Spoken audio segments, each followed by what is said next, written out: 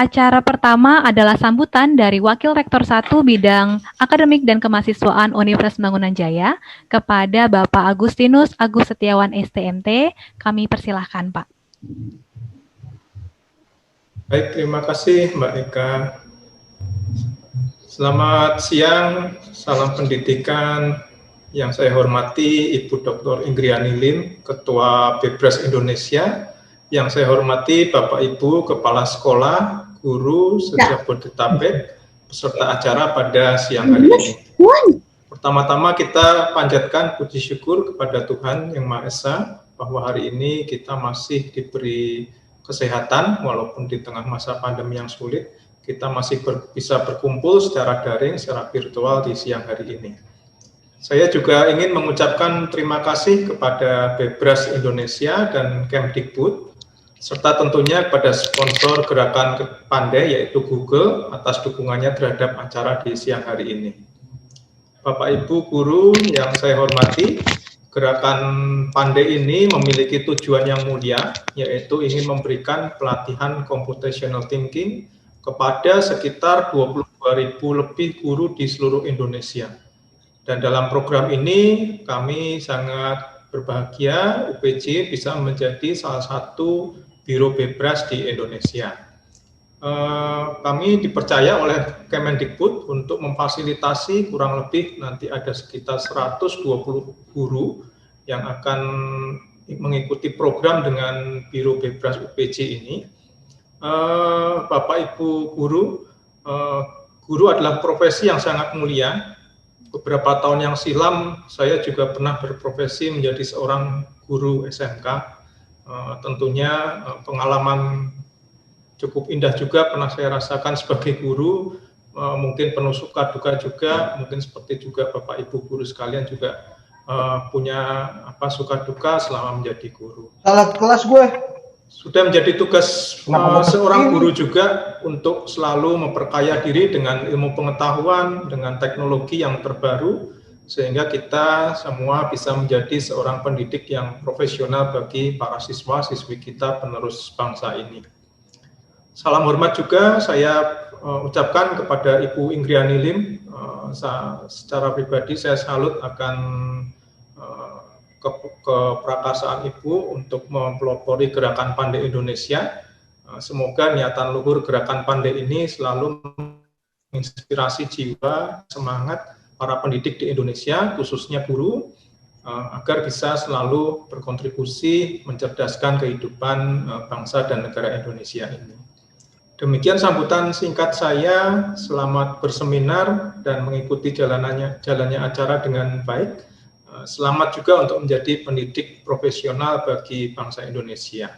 Selamat siang, salam pendidikan, terima kasih. Terima kasih Bapak Agus atas sambutannya. Selanjutnya sampailah kita kepada penyampaian materi yang akan disampaikan oleh Ibu Dr. Ingriani Lim. Nanti acara tersebut akan dipandu oleh Bapak Moderator, yaitu Bapak Johannes Siregar, PhD. Kepada Bapak Johannes, kami persilahkan. Ya, terima kasih Eka. Kita akan masuk kepada materi. Saya sini bertindak sebagai, selamat siang Bapak Ibu sekalian, saya bertindak sebagai moderator untuk acara ini.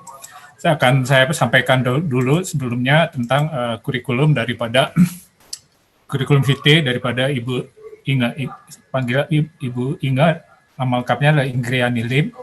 Beliau adalah sarjana fisika teknik ITB S1,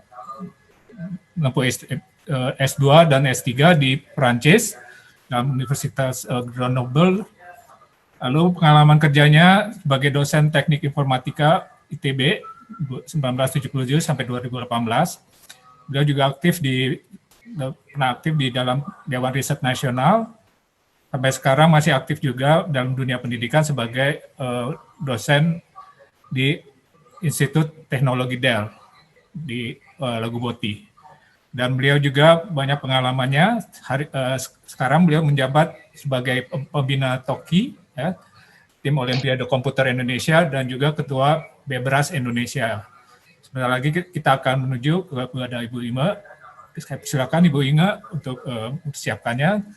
Dan untuk tata cara, bila Bapak Ibu ada pertanyaan, bisa disampaikan langsung aja ke chat. Nanti akan kami sarikan untuk dibahas bersama. Silakan Ibu Inge.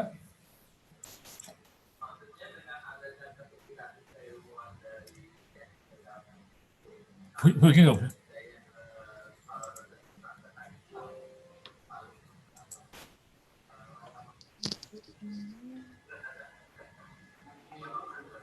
Belum di-unmute, Bu. Masih belum di-unmute, Bu. Oh ya, terima kasih Pak Agus. Pertama-tama bahwa sudah mendukung, memberi semangat kepada para guru untuk memulai ini. Ini sangat efisien. Kita segera mulai, tidak pakai banyak tidak banyak macam-macam, kita langsung menyerang pelatihan gitu ya. Jadi mohon seminar ini tidak dianggap seminar cuma marketing Bapak Ibu guru. Jadi ini termasuk ke bagian pelatihan gerakan pandai. Saya boleh izin untuk share screen ya Pak? Silakan Bu. Boleh? Ya. Nah, saya akan share screen. Dan saya akan mematikan video karena percuma video wajahku juga tidak akan kelihatan. Begini Bapak Ibu, hari ini adalah hari yang sulit buat saya karena Anda ini macam-macam. Jadi ada yang sudah tahu apa itu computational thinking. Ada yang belum pernah mendengar. Jadi untuk yang belum mendengar pernah, saya mohon kalau saya terlalu cepat di bagian awal, ditelan aja dulu, nggak apa-apa. Karena bagian awal ini adalah sekedar informasi, tapi nanti saya ingin sungguh-sungguh fokus ke mentransfer bagaimana mengajar computational thinking ke anak pertama kalinya. Ya, jadi maaf Pak Moderator, nanti bagian pertama ini agak cepat ya. Waktu saya 45 menit. Ya, Bu. Setelah 45 menit akan 15 menit tanya jawab. Saya akan minta tanggapan Anda di akhir 45 menit itu nanti terhadap satu soal. Jadi ada tugas untuk Anda ekspresikan. Karena praktek seperti inilah yang nantinya kami harapkan dilakukan ke anak-anak Anda. Jadi anak Anda itu bukan sekedar mengikuti begini, kemudian mendengarkan, terus pulang. Tidak. Tapi belajar computational thinking adalah harus ngajari anak untuk berpikir ya. Nah kami ini bagian dari gerakan pandai, tadi sudah dikatakan, kita bersama-sama dengan 22.000 guru, di seluruh Indonesia akan mengajar targetnya 2 juta siswa. Jadi nanti diharap kira-kira satu guru itu mengadopsi 100 anak supaya kenal computational thinking. Kenapa? Semua orang sudah tahu kenapa kita harus kenal computational thinking, karena akan menjadi bagian dari kurikulum. Saya tegaskan untuk SD tidak akan muncul sebagai pelajaran, tetapi akan diinpus. Artinya apa? Akan menjadi bagian dari pelajaran. Computational thinking untuk SD itu seperti halnya high order thinking. Bapak Ibu ngajar apapun itu harus pakai high order thinking, harus pakai mikir. Mau sains sangat mikir. Bahasa sebelum nulis mikir. Pak Jo tadi PJOK olahraga harus mikir. Karena apa? Karena kalau olahraga ngawur, energinya hilang, kita tidak punya prestasi. Jadi olahraga itu di ITB, olahraga itu mata pelajaran wajib untuk anak tingkat 1. Kenapa? Karena bukan hanya fisiknya, tetapi sportivitas karakter, strategi dia itu menjadi penting. Jadi tadi selamat datang untuk guru olahraga, pendidikan jasmani. Saya sangat senang. Jadi intinya computational thinking akan menjadi bagian kurikulum. guru SD itu akan bertanya-tanya karena nanti tidak akan ada, bukan tidak akan ada ya. Anda harus mempelajari yang tersirat, bukan seperti pelajaran matematik. Pelajaran pertama, bilangan, kedua, pengukuran. Kalau matematik itu jelas dan di dalam matematik pun ada computational thinking. Di SMP dan SMA selain masih dilanjutkan di semua mata pelajaran akan masuk ke informatika ya. Jadi jangan khawatir, computational thinking itu akan satu lagi. Bapak Ibu karena ini cepat, tolong sambil Bapak Ibu boleh bertanya-tanya dengan mengetik ya. Jadi silahkan untuk mengetik. Pak Johannes, tolong kata-kata kunci saya ini juga diketik sebagai catatan. Ya. Karena ini sekaligus untuk melatih pelatihan online. Tolong ya Pak Johannes ya. Baik, Bu. Siap, Bu. Siap. Kalau Bapak Ibu itu ditanya apa itu computational thinking. Computational thinking itu gampangnya problem solving proses yang efektif, efisien, optimal. Jadi keywordnya problem solving, efektif, efisien, optimal.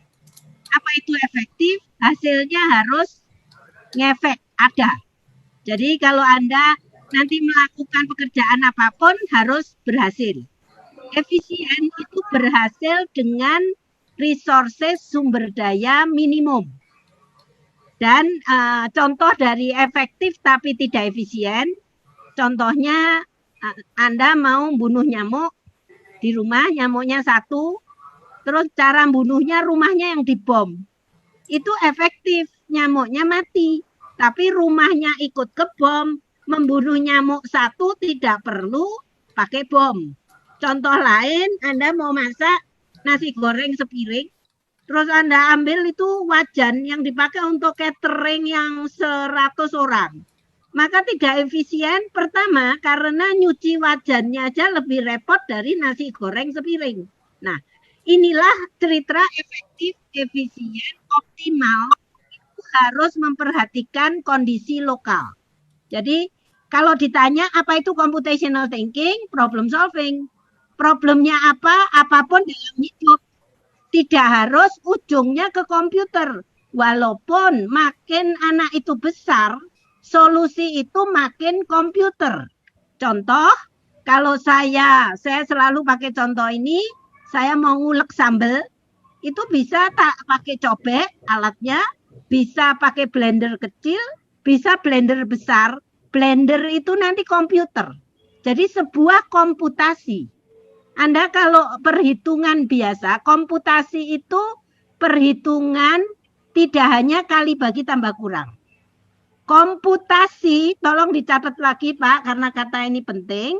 Komputasi itu adalah perhitungan yang disertai langkahnya. Jadi bukan 1 tambah 2 itu 3. Itu terus langkahnya Anda tidak perlu, itu bukan problem. Kalau komputasi itu saking ruwetnya. Contohnya, Anda akan menjumlahkan 1273 ditambah 3752. Anda nulis di papan, ditulis angkanya. Maaf ya, saya ini nggak bisa nulis dengan online, tapi semua guru pernah belajar ini. Jadi 2 angka yang berjejer itu ditulis, dikasih garis, dikasih tanda plus, dijumlahkan digit per digit. Ada caranya, itu cara kuno. Cara zaman sekarang mungkin tidak begitu. Misalnya dipisah puluhannya dengan puluhan, ratusannya dengan ratusan, itu juga suatu cara. Jadi komputasi itu adalah perhitungan disertai dengan langkah. Suatu hari langkah perhitungan itu bisa kita kasih ke komputer. Maka kalau perhitungannya panjang sekali, katakanlah angkanya sampai 12 angka sampai 50 angka, maka perhitungan dengan komputer itu akan menjadi efisien. Jadi kalau ditanya apa sih computational thinking, keluar dari kelas ini, Anda harus pede menjawab dengan kata-kata sendiri.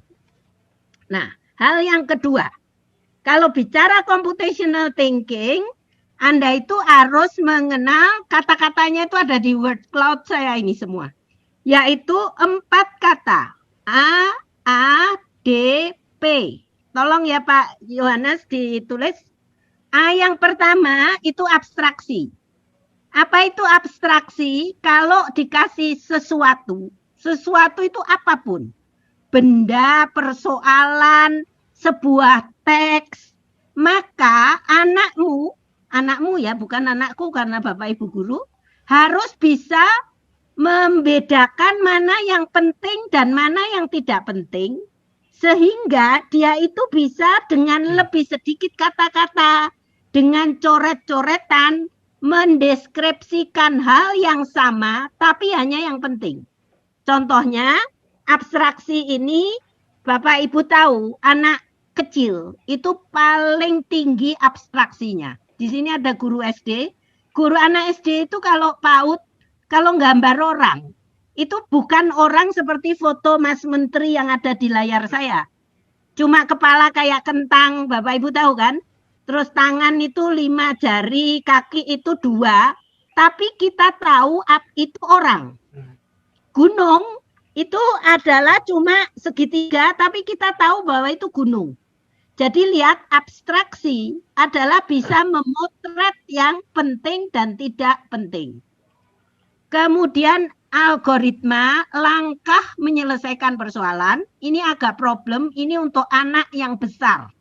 Karena kalau anak itu terlalu kecil, dia bisa menyusun balok. Baloknya tersusun, tapi tidak perlu ditanya bagaimana kamu tadi menyusun balok.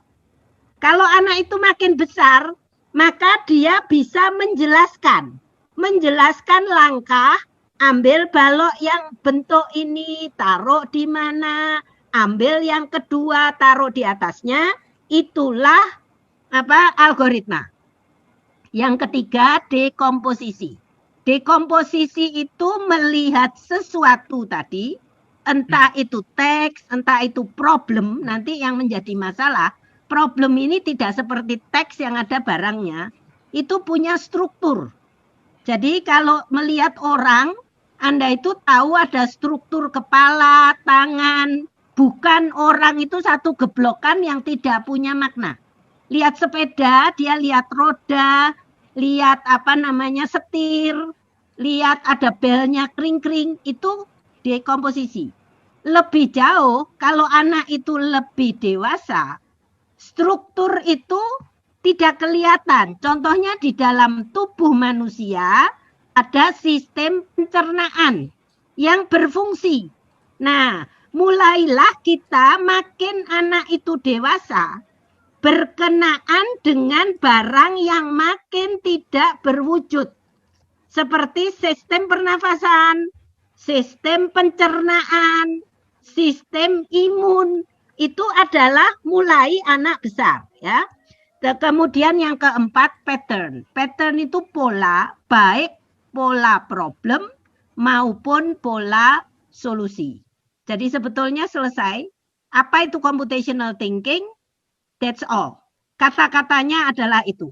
Saya buka kalau masih ada pertanyaan. Lewat chat mungkin 2-3 pertanyaan dulu. Jadi kalau Bapak Ibu ditanya orang, kamu sudah kursus computational thinking, kayak kursus Pancasila. Pancasila itu ada 5, Anda sudah tahu walaupun belum berbuat. Ini tahap pertama. Ada pertanyaan? Silakan. Sebelum saya pergi, pertanyaannya dilebur aja Pak. Karena kalau kepanjangan nanti lupa. Oke? Ada pertanyaan enggak? 1 atau 2?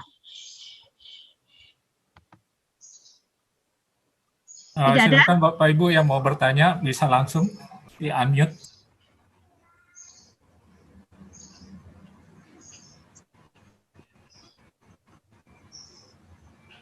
Tidak ada? Masih pas? Berarti nanti kalau Anda ditanya apa itu computational thinking, Anda bisa pede mengatakan at least keyword ini dan dirangkai. 4 cornerstone AADP itu banyak guru tanya, karena sekarang tidak ada yang tanya. Saya jelaskan, jangan tanya lagi. tidak harus urut, tidak harus ada semua. Itu sangat kusut. Karena ketika melakukan abstraksi, Anda harus melakukan dekomposisi. Ketika Anda itu menjalankan, membangun suatu abstraksi, Anda membangun dengan algoritma Anda. Ketika Anda mengerti sesuatu, Anda simpan sebagai pengetahuan, itu Anda punya pola, ya.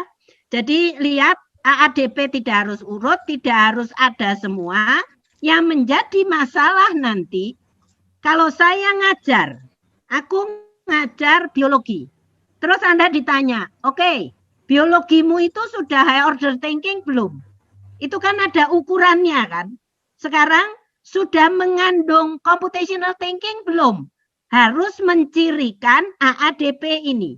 Jadi nanti tanpa sadar, kalau dengan dengan computational thinking, maka Anda itu sejujurnya, kalau Anda mengajar dengan baik, Anda itu high order thinking, Anda itu lebih lagi pakai komputer, belum tentu. Pakai komputer ini hanya ciri, itu pasti Anda itu sebetulnya sudah computational thinking. Bagaimana membedakan yang penting dan tidak, itu tergantung situasinya. Karena penting bagi seseorang itu adalah belum tentu penting bagi yang lain. Jadi lihat, Siti ini sangat di dalamnya sangat spesifik, nanti sangat sulit, tidak ada ukuran pasti, tapi harus ada. Seperti halnya high order thinking tadi. Jadi nanti akan dimunculkan dengan hal lebih operasional. Saya akan kembali ke sana, tapi intinya computational thinking akan menyumbang profil pelajar Pancasila. Karena ikut membangun mandiri, merdeka berpikir itu merdeka. Anda itu bisa dipenjara tapi tetap berpikir. Kemudian berikutnya akan bernalar kritis karena computational thinking is a kind of critical thinking. Jadi lihat, Siti itu berpikir kritis. Jadi jangan ditanya bedanya. Nah, seperti numerasi dengan matematik. Dua-duanya ada matematiknya. Tapi matematik punya sendiri, numerasi punya sendiri. Jadi Siti itu bernalar kritis. Kemudian sebentar, saya matiin karena layar saya ketutup. Kreatif apa? Bukan kreatif berkarya tapi mikir. Kalau orang itu kritis, dia kreatif untuk mikir, cari celah, cari strategi. Ini mau ngapain? Banyak tugas bergotong royong. Nanti latihan Siti, kalau hari ini saya minta individu, nanti Anda dibagi dalam grup dan akan bekerja dengan grup berkebinekaan tunggal global dalam hal berpikir melalui solusi. Nanti digital literation, ya. Jadi itulah yang akan kita pelajari. Siti itu menjadi literasi abad ke-21 seperti Calistung. Siti itu bagian dari critical thinking dan creative thinking yang merupakan complex thinking. Dia tidak basic yang sekedar menerima pengetahuan, tetapi ini lebih ke arah belajar problem solving. Itu tidak hanya menyelesaikan satu persoalan. Kalau Anda bisa menyelesaikan satu persoalan, Anda itu belum belajar problem solving. Tapi Anda punya cara untuk persoalan apapun diharapkan Anda bisa menyelesaikan. Ini yang nanti dikehendaki dibangun untuk membentuk pembelajar yang berdaya. Jadi Anda itu tugasnya nanti ke siswa membangunkan sel-sel berpikir yang selama ini tidur karena anak hanya menghafal. Kalau menghafal itu melafal di permukaan, anak itu tidak berpikir. Jadi PR Anda adalah membangunkan sel-sel tidur supaya anak itu berpikir kritis. Berpikir kritis itu apa? segala sesuatu ditinjau, dipertanyakan, dan nanti pakai AADP itu tadi, cari efisiensi, gitu ya. Nah, ini definisi resminya. Computational thinking adalah proses berpikir, memformulasikan problem. Jadi kalau dikasih persoalan, dia itu harus menganalisis. Biasanya persoalan itu dimulai dari gejala. Nanti saya kembali ke sini. Dan solusinya apa? Kemudian solusi itu harus direpresentasi dalam bentuk yang bisa dikerjakan oleh information processing agent. Ini agak istilah keren, tapi intinya agen pemroses informasi itu adalah orang atau robot yang bisa memproses informasi. Robot itu bisa mengerti instruksi kita. Nah, itulah terprogram. Tapi belum tentu karena bisa manusianya. Siti itu adalah problem solving skill yang menimbulkan disposisi. Disposisi itu kesiagaan untuk bertindak dengan penuh percaya sendiri, kemudian persisten kalau menghadapi persoalan. Jadi anak itu nanti menghadapi persoalan apapun, dia akan menjadi anak yang tangguh karena berpikir. Contohnya, dia sedang berangkat sekolah. Ini contoh, tiba-tiba di jalan mobilnya mogok. Dia tidak diam, tapi dia mikir, bagaimana saya bisa sampai ke sekolah tidak terlambat walaupun mobilku tidak mogok. Itu mikir. Jadi tindakan-tindakan semacam itu perlu dipupuk. Kemudian anak itu sering terlambat. Itu masalah. Kalau ini menjadi problem, terlambat itu mengganggu orang lain, bagaimana menyelesaikan? Dia mikir, kenapa kok saya terlambat? Saya terlambat karena kalau bangun telat, kemudian ngapain? Nah, anak itu harus diajak berpikir dan berpikir. Latihan berpikir, inilah nanti yang akan menjadi tema-tema operasional. Yaitu Anda kasih dia problem dalam bentuk misalnya sampah numpuk di depan sekolah. Itu bagaimana kamu menceritakan sehingga bisa saya selesaikan. Untuk itu perlu data. Apa itu yang disebut sampah bertumpuk? Setiap hari dia ukur contohnya. Terus dia menyimpulkan tiap hari makin menaik dan seterusnya. Bermain dengan data itu adalah computational thinking. Saya pikir guru math itu di kelas 2 membaca diagram batang, maksimum, minimum, itu sudah computational thinking. Asal tidak menjadi hafalan. Abstraksi itu contohnya diagram batang, itu kita bisa lebih melihat lebih besar dari tingginya ketimbang angka, gitu kan. Model dan simulasi ini kalau bisa di-run. Kemudian, nah ini kalau baru tahap pertama. Berikutnya harus diotomasi. Tapi tidak untuk anak SD kelas 1, 2, 3. Harus dipupuk dari sebelum menyuruh orang, dirinya sendiri dulu. Nanti yang disuruh itu temannya dulu orang, baru kemudian komputer. Jadi ini scaffolding atau anak tangga menuju computational thinking. Ngerti persoalan? Supaya logik didasari data, kemudian menulis resep instruksi, dia pahami, dikerjakan teman, selanjutnya instruksi ini bahasa komputer, itu programming. Jangan harap anak itu bisa memprogram dengan logik. Kalau nulis bahasa Indonesia saja, tidak logik, tidak urut, tidak runtut. Nah, inilah peran guru bahasa Indonesia. Kemudian lihat identifying, menganalisis, mencari solusi. Tadi kalau sampah numpuk, solusiku apa? Dengan tujuan mencari solusi paling efisien, efektif dengan mengkombinasikan sumber daya yang ada. Kemudian, kalau satu kali bisa menyelesaikan persoalan, lihat anak SD itu belajar menjumlahkan, setahun itu menjumlahkan terus.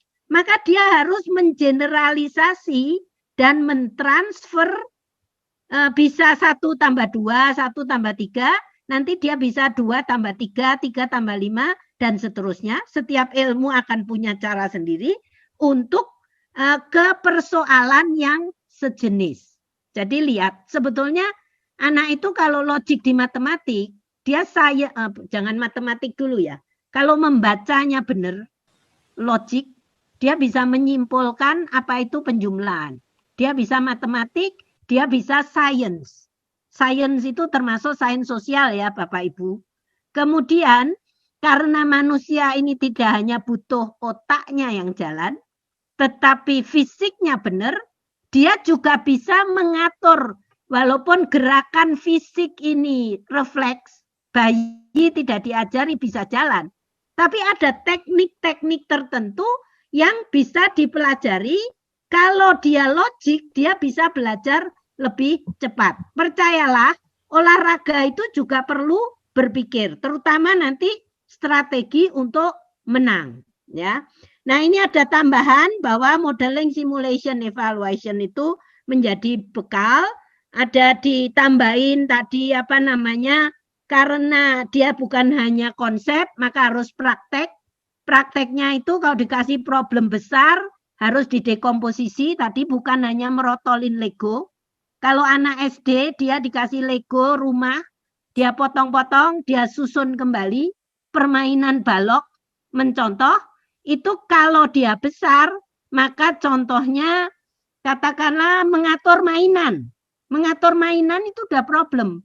Kalau mainannya udah demikian berantakan dan enggak keru-keruan, itu dia bisa, oh ya, aku mau beresin dulu Lego. Habis mainan Lego, aku beresin buku. Habis buku apa? Anak itu harus dilibatkan untuk dekomposisi, berkarya, nanti membuat animasi, membuat macam-macam, itu juga Siti. Kemudian semua karya harus dites dan didebak, disempurnakan, dan menjadi lebih baik dan lebih baik.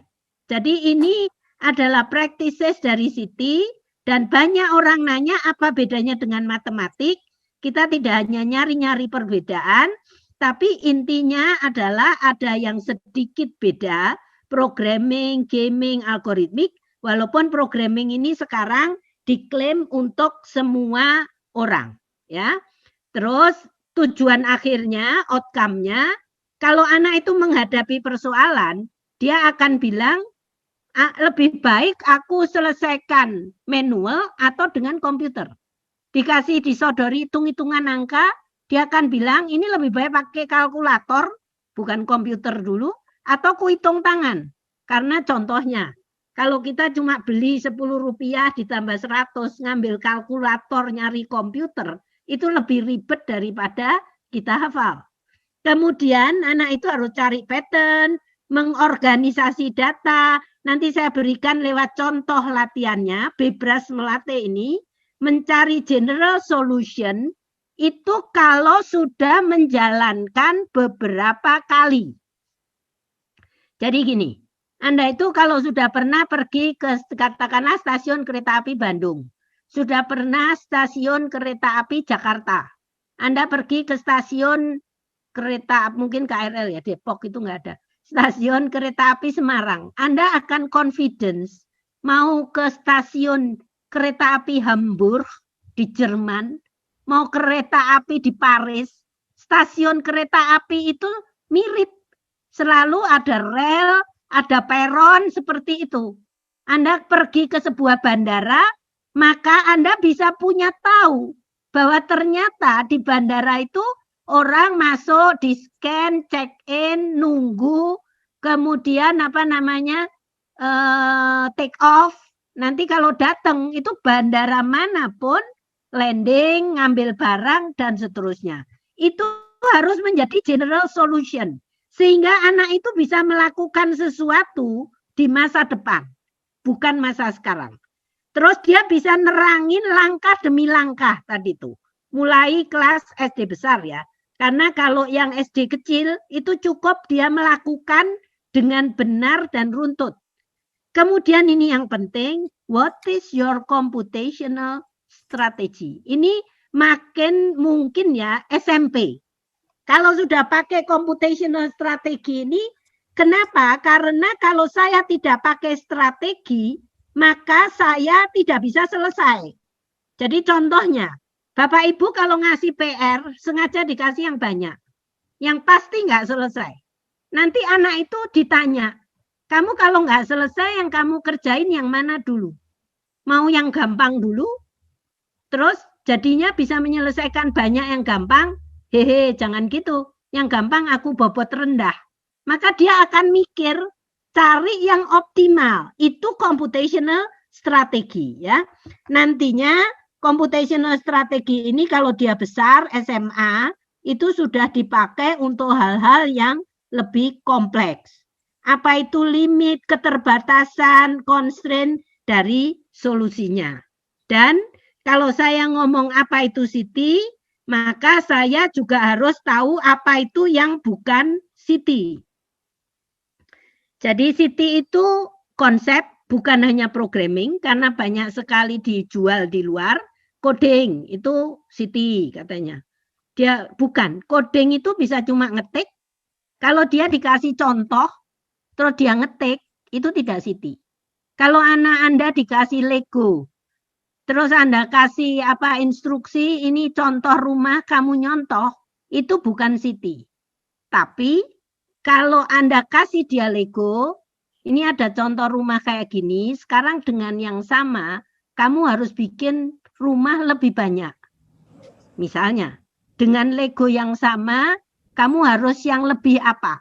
Yang tidak sama persis, tetapi membuat otaknya berpikir. Itu tadi ya.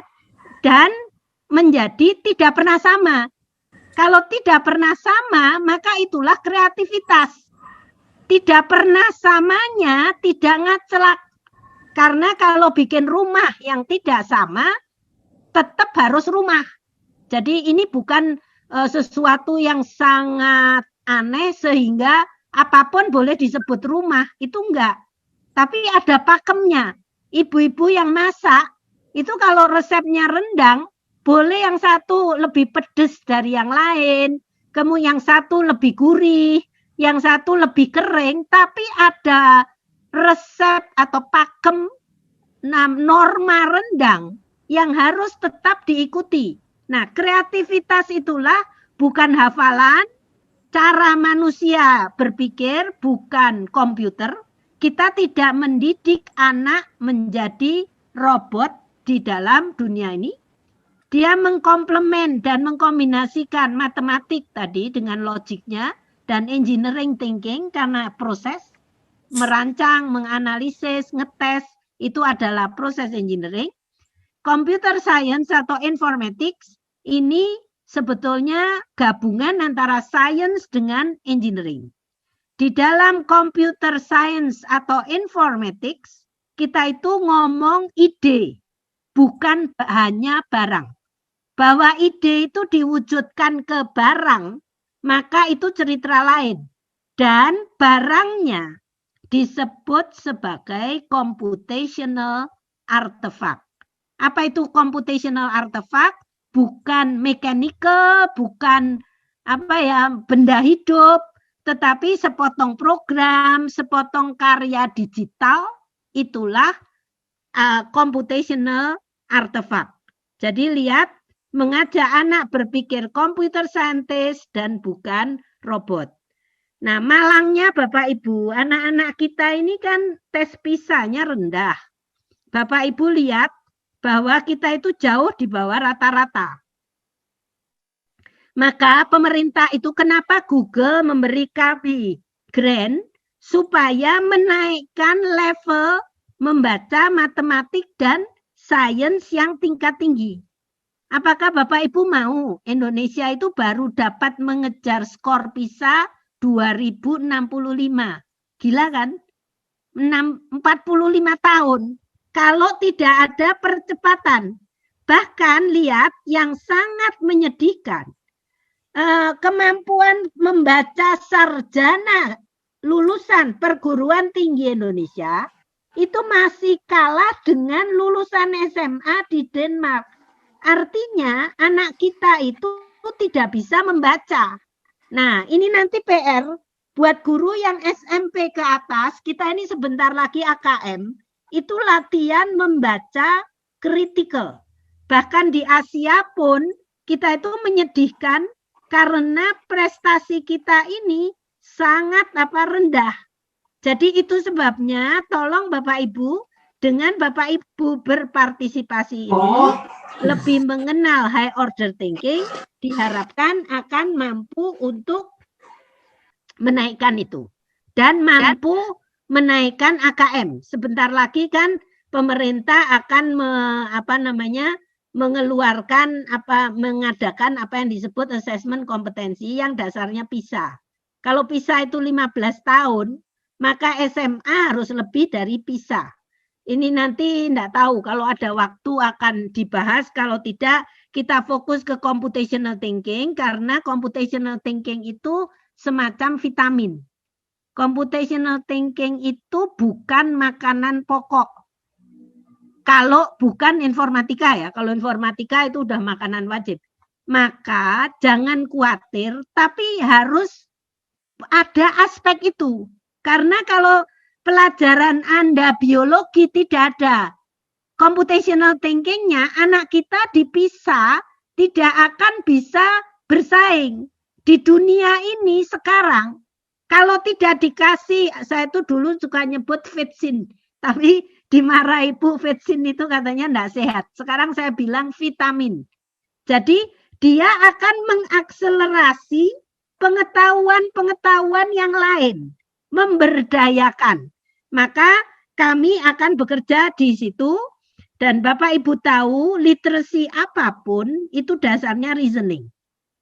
Orang itu akan ngomong benar kalau berpikirnya benar. Kecuali orang itu robot ya. Kalau orang itu ngomong dari hatinya, dirinya, pikirannya, maka dia ngomong itu pencerminan dari pikirannya. Kecuali dia robot atau disuruh orang lain ngomong begitu, kayak diputar tuh cerita lain. Makanya lihat, mendengarkan dan bicara, kalau ini benar, bisa membaca, menulis, numerasi benar, barulah kita itu pakai komputer. Bapak Ibu lihat, komputer ini sebetulnya hanya alat. Yang paling penting berpikirnya dengan cara tekniknya AADP tadi itu. Bapak nanti Ibu renungkanlah ya sore. Sebetulnya aku ngajar atau aku sehari-hari melakukan sesuatu, itu AADP enggak? Percayalah saya, kalau Bapak Ibu tuh mikir, ini tuh sangat kental mewarnai kehidupan kita. Tadi melihat benda, saya lihat struktur. Mau pergi kemana? Saya merencanakan algoritma. Mau belanja, saya pakai pola belanja yang sebelumnya, dan seterusnya.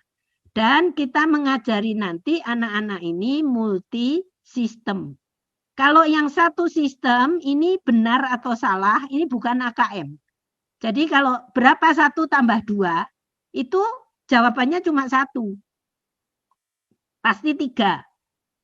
Itu pun kalau multisistem bilangan dasar lain mungkin tidak 3 ya. Makanya lihat, kita akan ngajari anak yang jawabnya lebih baik atau lebih jelek. Bukan benar atau salah. Itu tadi. Problem solving pada hakikatnya demikian. Saya berhenti dulu, habis ini kita latihan soal, namanya soal bebas. Yang lucu-lucu, untuk mengajak anak main computational thinking, seperti kalau di dunia fisik main Lego. Main Lego itu tangannya yang bergerak jadi bangunan. Kita akan ngajak anak ini berpikir, kutik-kutik pikirannya lewat apa? Lewat soal. Sebelum saya ke sana, mungkin kalau ada pertanyaan, boleh ya Pak Yohanes? Halo? Iya Bu, ini ada satu pertanyaan tadi saya lihat dari Pak Ya? dari Pak Yopi. Apakah dengan membedakan mana yang penting dan mana yang tidak penting, pada akhirnya akan mengabaikan yang tidak penting? Tidak. Itu kalau hitam putih. Yang tidak penting itu mungkin karena waktuku terbatas, aku simpen dulu. Nanti suatu hari ku selesaikan. Lihat ya, jangan hitam putih. Siti ini sangat multifaset. Terjawab? Bagaimana Pak Yopi? Itu jadi prioritas ya Bu ya, kalau bisa dikatakan gitu. Iya, karena untuk menjadi efisien, kita itu harus milih. Kita dihadapkan pada pilihan. Kayak tadi mau nyambel, aku pakai cobek atau pakai blender. Jadi pada akhirnya, computational thinking itu menyangkut problem solving, dan problem solving itu decision making. You decide suatu solusi yang paling baik. Bukan asal solusi apapun. Clear? Oke Bu, terima kasih. Itu tadi udah di respon sama Pak Yopi. Terima kasih Kak. Oke, ada pertanyaan mengenai problem solving. Apakah ada kelemahan terhadap? Ya pastilah, tapi saya juga nggak tahu. Kita tidak mencari kelemahan atau kelebihan, tapi let's do it first. Kalau ini dipercaya 60 negara seluruh dunia, pasti ada aspek plusnya kan? Ya. Setuju atau enggak Pak Yohanes? Ya betul Bu. Ya, jadi kita ini enggak usah nanya ini lemah, ini bedanya. Ayo berbuat, berpikir gitu ya. Let's do it ya. Gimana Mbak Weli? Mbak apa? Senang ya? Saya belum lihat kelemahannya. Kalau enggak ada komputer pun masih bisa dipakai. Kami itu ngerancang kuliah bahan informatika tanpa komputer. Sehingga suatu hari anak itu punya komputer, anak itu siap. Kita kan ngajari anak tentang misalnya rasi bintang gitu. Itu jauh dan sebagainya nggak terjangkau, tapi kan penting kan? Itu ilmu. Iya Bu, udah direspon. Baik Bu, terima kasih katanya. Baik. Apakah ada lagi Bapak Ibu? Silakan. Supaya hidup. Ya.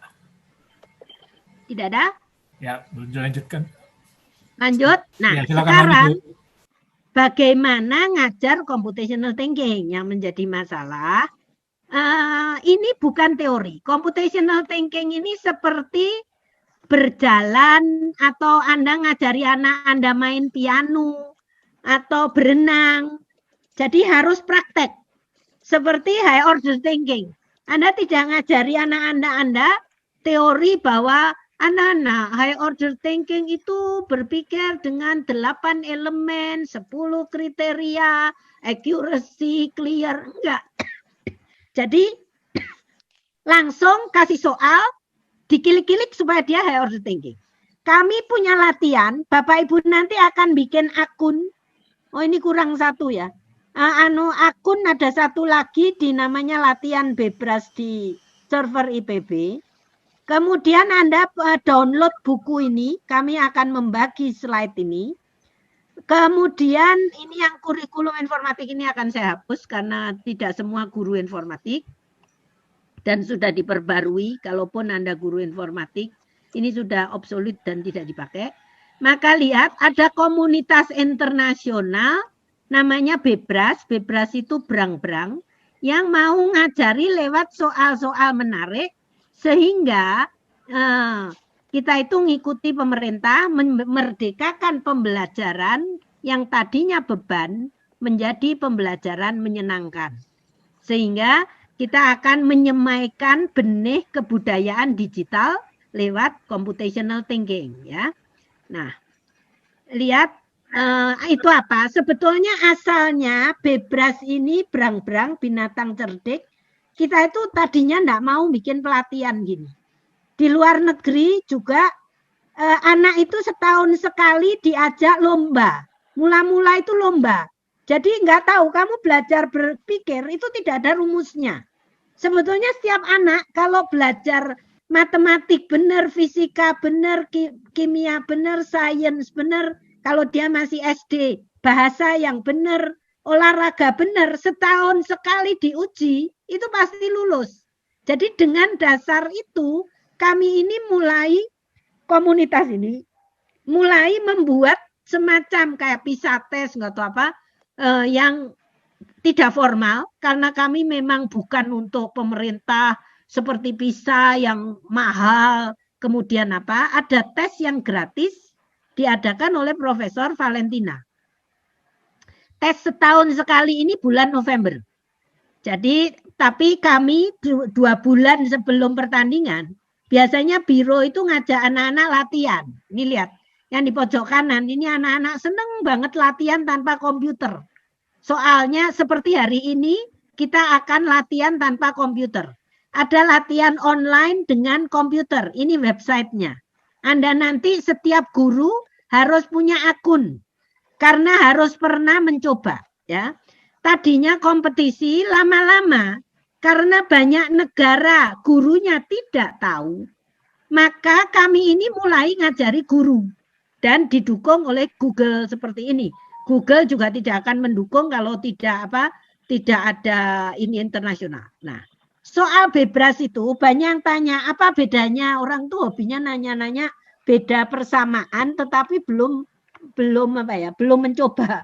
Bebras ini sama AKM agak beda, tapi sama-sama hot. Kenapa? Karena kalau bebras ini soalnya pendek-pendek dan satu. Kalau Bapak Ibu sudah mulai tahu AKM itu satu cerita, banyak pertanyaan. Mulai level menghafal, memahami, mengaplikasikan, sampai create. Jadi semua level Bloom itu dicakup di sebuah cerita. Itu kalau AKM.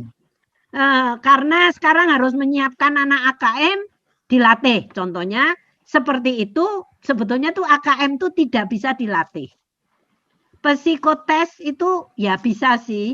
Kalau anak Anda tidak pernah tahu benar apa itu soal AKM, tiba-tiba diterjunin AKM, dia akan terpesona dan bingung. Tapi bahwa bisa menyelesaikan satu soal AKM tahun ini, belum tentu bisa tahun depan. Bebras itu seperti ini, tapi kecil-kecil. Jadi boleh dibilang, bebras ini cita-cita kami sebelum anak itu AKM yang muluk-muluk dan tinggi, latihanlah yang kecil-kecil dulu. Nah, soal bebras ini Bapak Ibu, yang buat itu 60 universitas, guru, profesor-profesor seluruh dunia. Bayangkan itu universitasnya pokoknya yang top-top level lah. Kemudian ada 400 soal setiap tahun, akan dipilih menjadi 30 terbaik dan 100 ini kandidat. Jadi soal ini benar-benar aset dari bebras, selalu baru, sulit untuk dihafal. Nah, inilah yang akan mewarnai kalau Anda nanti mau mengikutkan anaknya, supaya dia latihan kecil-kecil dulu, maka bebras. Nanti naik tingkatannya AKM, PISA itu tadi. PISA kita itu rendah, katanya 45 tahun untuk PISA. Kan kita harus membuat anak tangga kecil-kecil kan. Nah, apa itu soal bebras? Ini jadi paper pembahasan. Soal bebras ini sebetulnya di baliknya ada konsep informatika, logika, algoritma, tadi mendekomposisi, kemudian cari pattern dan seterusnya. Tapi dikemas sehari-hari sehingga anak itu tanpa ngerti informatika bisa menjawab soal itu. Nah, ini dia. Makanya ini uniknya kalau Bapak Ibu itu sudah paham, soal sehari-hari itu sebetulnya merupakan soal fisika, kimia, macam-macam. Itu yang kurang disadari. Belakangan ini orang mulai sadar. Apalagi sekarang dengan home-based learning, belajar dari rumah, maka pemerintah membuat buku dengan semua bahan yang ada di rumah. Percobaan fisika, kimia itu pakai alat dapur, pakai macam-macam kan. Nah, inilah, tapi karena informatika ini ilmu yang tidak bisa sendirian. Informatika ini ilmu untuk bidang lain. Contohnya robot. Orang bikin robot untuk assembling mobil. Itu mesti ngerti mechanical. Orang dokter itu pakai segala macam peralatan rumah sakit yang dasarnya informatika, IT. Lihat pisau operasi zaman sekarang Itu kayak dia ngamati ada benda kecil turun lewat layar. MRI itu motret, kalau dulu pakai film, sekarang orang dimasukin alat terus kelihatan kayak di foto. Nah, informatika ini sebetulnya bisa multi pandangan itu tadi. Nah, karena sengaja dibungkus hari-hari, nanti kita lihat. Jadi ceritanya cuma Bebras jalan-jalan, Bebras ini kepingin bikin bendungan, dia ngantri donat, dan seterusnya. Itu yang ku maksud persoalan sehari-hari. Dijawab 3 menit, Bapak Ibu nanti ku kasih waktu 10 menit, karena belum pernah kenal. Pendek, karena 3 menit, nggak mungkin panjang. Bacanya aja harus perlu waktu.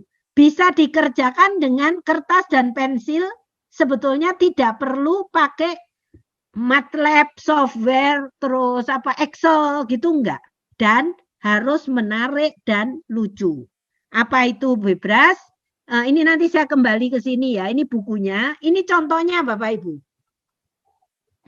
Yang paling kiri ini untuk anak umur 3 sampai 5 tahun. Di luar negeri, anak ini ikut Bebras dari 3 sampai 5 tahun. Ini belajar pola. Lihat ya. Anak itu belum ngerti matematik pun, dia akan belajar pola ini. Sekarang coba Bapak Ibu, ada pola yang paling kiri, kita latihan, jawablah di lewat chat. Kalau ada untaian yang seperti paling kiri ini, ini Ninda. Lihat ada untaian yang paling kiri ini, kelanjutannya ini apa? 1, 2, atau 3? Gampang banget ini, anak 5 tahun. Silakan jawab. Silakan ngetik. Sip. Ayo. 1, 2, atau 3? Ini gampang. 1, ada yang jawab 1, 2 kali. 1. Oke. Semua benar, Bu. Semua benar. Oke. Stop. Lihat. Kenapa Anda itu menjawab 1? Kan lihat pola toh. Strateginya apa? Lihat kalau anak kita itu, saya kecepatan ya, karena kadang-kadang sudah terlalu sering. Orang itu kan kalau lihat pola bisa ngurut dari awal sampai ke sini kan. Tapi bisa aja dia punya strategi. Nah ini yang aku sebut strategi. Supaya efisien. Yang paling nyolok mata, ini kan tetangga dia ini kan yang paling dekat 2 ungu kan. 2 ungu dengan kotak. Maka kalau saya lihat semua ini 2 ungu kotak-kotak ini udah sama. Ini pasti segitiga. Maka kesimpulan ini segitiga. Kalau saya strateginya bukan ngurut. Saya tulis 1, 2, 2, 3, 3. Enggak. Ini nomornya 3, 1. Dijadiin angka. Gitu itu strategi lagi. Terus Anda cari. Inilah yang disebut strategi. Berikutnya lihat. Ini Bapak Ibu percaya enggak? Ini adalah DNA sequencing buat orang bioinformatics. Orang bioinformatics itu akan mensequence ini. Tapi kita kan enggak ngomong ke anak itu dengan ini nanti kamu gede jadi bioinformatik. Itu enggak perlu. Tapi saya mengencourage Bapak Ibu kalau anak itu cepat kayak gini. Nanti anak itu kalau kerja di lab mau mengenali bakteri, mau ngapain akan cepat karena ini DNA sequencing. Nah, lihat pola ini ya, pola ini punya pola persoalan. Lihat ya, ada pola persoalan, ada pola solusi. Sekarang ini kalau dilihat akan mirip. Kalau yang di kiri ini kain selawir-selawir, yang di kanan ini bulu kan. Lihat, warna dia sekarang digantikan. Kalau ini tingkat kompleksitas persoalannya sudah menaik. Kalau di sini cuma nyari 1 ujung, sekarang ini menjadi 3 soal. Coba sekarang 1 ini tulis warnanya aja, contohnya merah, biru, kuning gitu. Coba Anda jawab.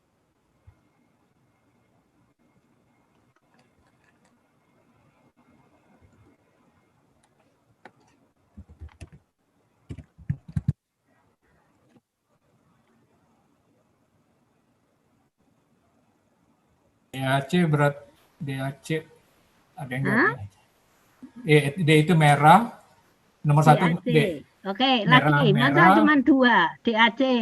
Oh, DAC. DAC. merah, kuning, Enggak merah, seru kuning, karena hijau. saking gampangnya semua bisa dan benar. DAC. Good. Enggak ada yang berpikiran lain. Nah, nanti Bapak Ibu itu kalau latihan, anak itu dikasih soal tapi nggak cukup. Kenapa kok DAC? Logikamu bagaimana? Contoh logika saya ya. Karena ini saya tuh pengen sebetulnya setiap orang akan nulis logikanya. Nanti kita akan latihan. Tapi ini contohnya anak itu suruh mengungkapkan. Kok kamu bisa ngomong ini D, kemudian A, kemudian C, kenapa? Lihat, D karena kalau merah pasti jejerannya merah, gitu kan? Maka tidak ada pilihan lain, satu pasti merah. Nah, kalau habis merah-merah hijau, maka lihat 3 ini pasti hijau. Perhatikan ini cara saya ya Bapak Ibu ya. Bapak Ibu boleh punya logika lain loh. Justru itulah serunya computational thinking.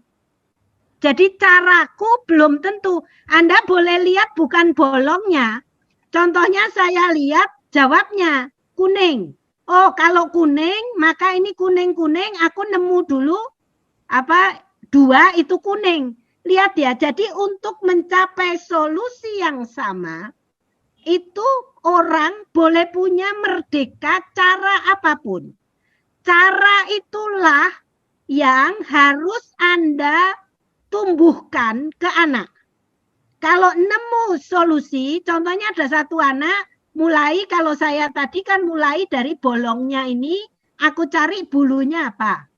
Solusi kedua, aku lihat bulu yang mau ditaruh, tempatnya di mana.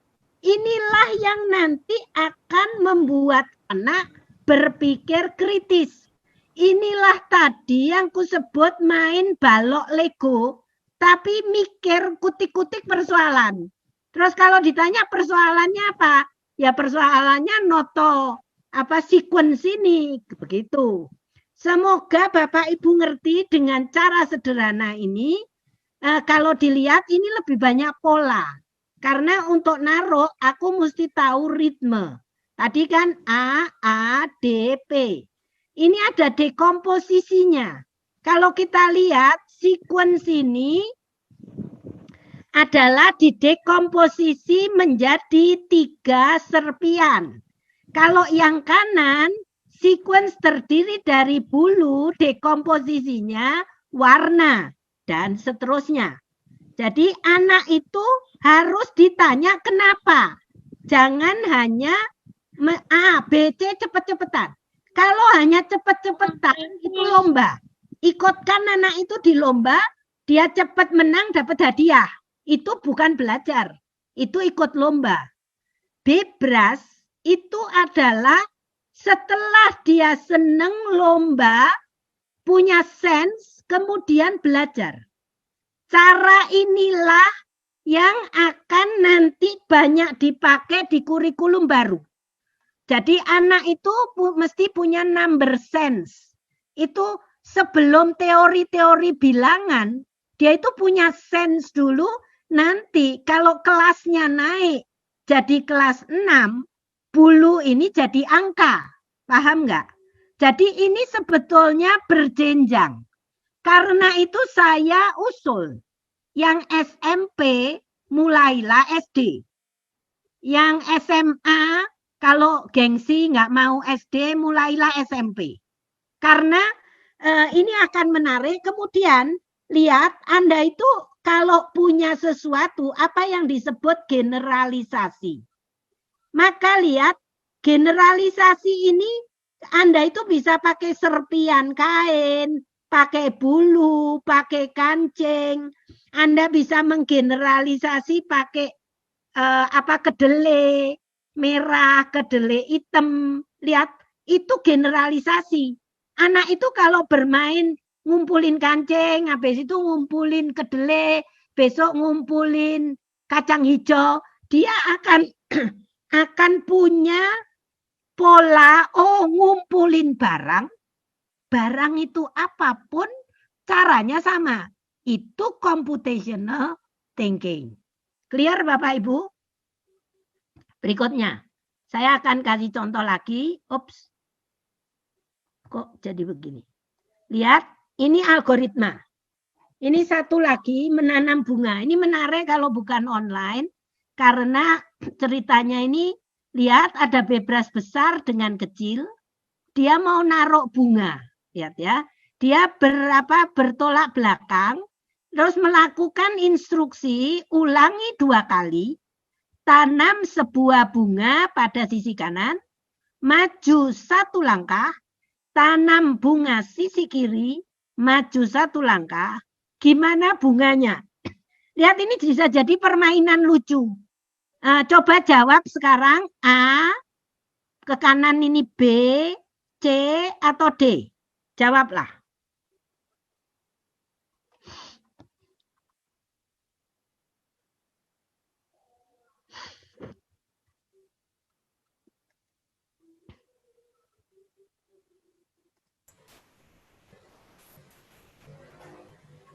Ya, udah dijawab Bu, rata-rata. Oh, Banyak kan semua jawabannya A. Semua A. A. Nggak cukup buat aku. Ini tumben pas ini ini nggak seru. Kenapa kok sekarang setelah semua A, sebetulnya kenapa kok yang lain nggak dipilih? Nah, ini yang harus diajarkan ke anak. Contoh ya, sebetulnya nanti A ini aku bahas terakhir. Aku lebih suka membahas kalau ada yang salah, tapi Anda hebat semua. Oh, ada yang jawab D tadi Bu. Boleh, karena kenapa kok B itu justru lebih menarik. Perhatikan ya, sebetulnya A ini kenapa? Coba Anda batin atau ngambil kertas. Tulislah nanti saya nggak bisa keliling untuk lihat. Kalau saya ngasuh ini tidak online, kenapa Anda itu jawab A? Coba Anda tulis kenapa. Ya, tulis ya. Kenapa B ditulis? Ini sekarang kalau saya. Aku enggak minta Anda mikir kayak aku loh ya. Ini adalah simulasi. Kalau Anda nanti ngajari guru, kenapa yang lain? Itu contohnya gini. Kalau saya punya 4 pilihan ini strategi. Nah, strategiku menjawab mulai. Tadi kenapa kok A itu dia bisa urut, itu menuju suatu solusi. Ini kalau dia udah pakai strategi, yang kanan ini pasti langsung kubuang. Lihat Bapak Ibu, kenapa kok langsung dibuang? Karena yang satu beruangnya besar, satu kecil. Langkahnya sama, ini pasti salah. Setuju, pasti salah. Terus yang kedua, yang mulai menanam harus pada sisi kanan. Kalau ini berhadapan-hadapan, kanan itu harus mirroring istilahku. Jadi lihat, karena mirroring, yang ini B ini pasti salah. C ini pasti salah. Jadi kesimpulannya, dua-duanya mulai kanan, itu kan yang paling lebih dulu, itu yang benar memang A. Lihat, yang ini kan mulai dari kiri kan, si kecil. Yang ini si besar dari kanan tapi kecil. Ini adalah mirror ini. Reasoning dia menjawab. Itulah yang harus diungkapkan. Terus kalau ini 2 kali, karena ini anak kadet ini 5 tahun, 6 tahun. Kalau dikasihin anak SMP, itu coba 10 kali, 2 yang terakhir bagaimana. Itu sudah reasoning yang lain. Jadi kebayang, di sini dia belajar ini ada mirror, mana yang kubuang, kemudian jarak. Inilah berpikir tingkat tinggi, algoritmik, karena ini nanti akan jadi instruksi repeat 2 kali. Sebetulnya kalau 2 kali ini aku kopas, terus dia menjalankan, itu robot. Tapi berpikir inilah yang penting. Gitu ya Bapak Ibu. Nah, ini contoh. Ini keren banget. Bapak Ibu, ini contoh abstraksi sekarang ya. Tadi aku ngomong abstraksi itu membuang yang tidak penting. Ini ada cerita sebetulnya kalau Bapak Ibu pernah belajar matematik. Ini teori graf mencari jalur terpendek. Ini teori tingginya. Nanti di informatik itu sangat diperlukan karena contohnya kalau aku pesen Grab atau Gojek, aku mau ngirim barang dari satu tempat ke tempat lain, itu jalannya mesti dicarikan di atas peta ya. Maka lihat di persoalan ini Tom harus jalan-jalan. Tapi ongkosnya harus minimum. Kalau enggak ada angkanya, maka dia bolak-balik berapapun boleh. Jalan yang berbatu, dia tidak bisa lewat. Sekarang berapa ongkos dia yang paling minimum? Lihat ya, kalau efisien itu harus minimum, maksimum, dan seterusnya.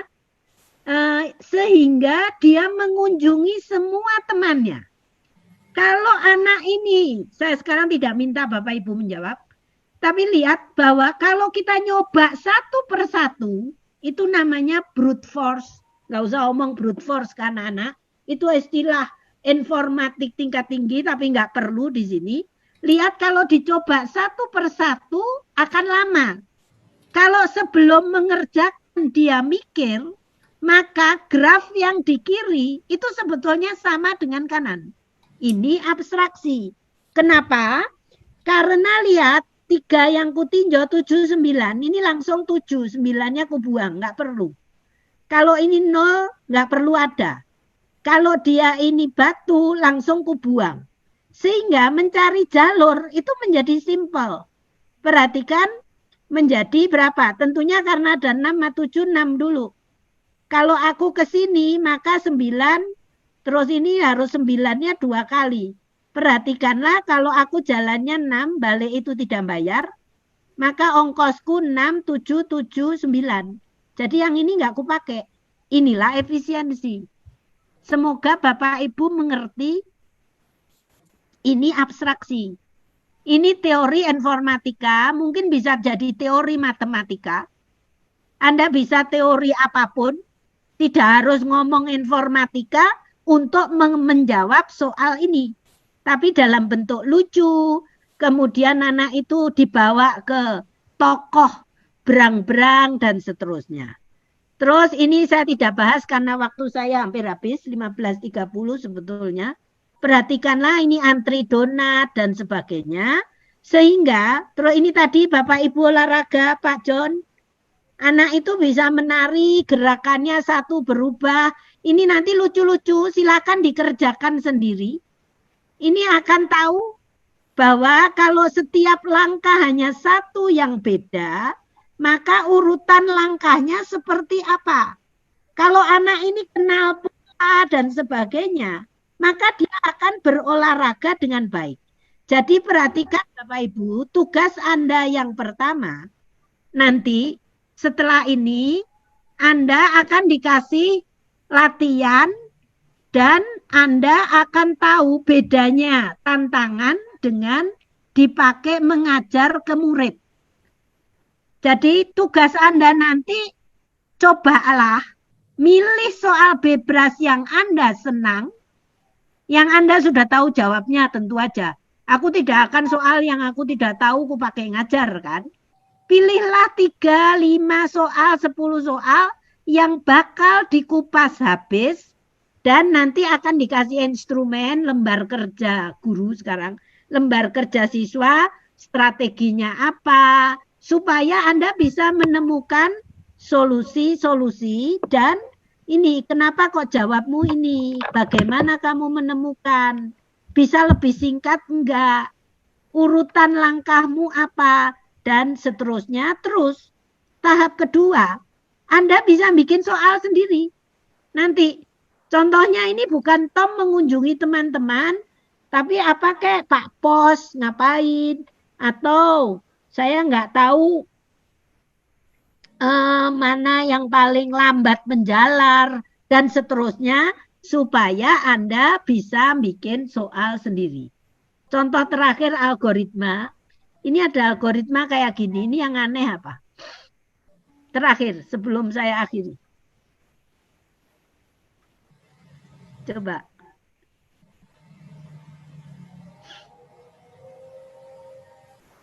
Tulis di chat.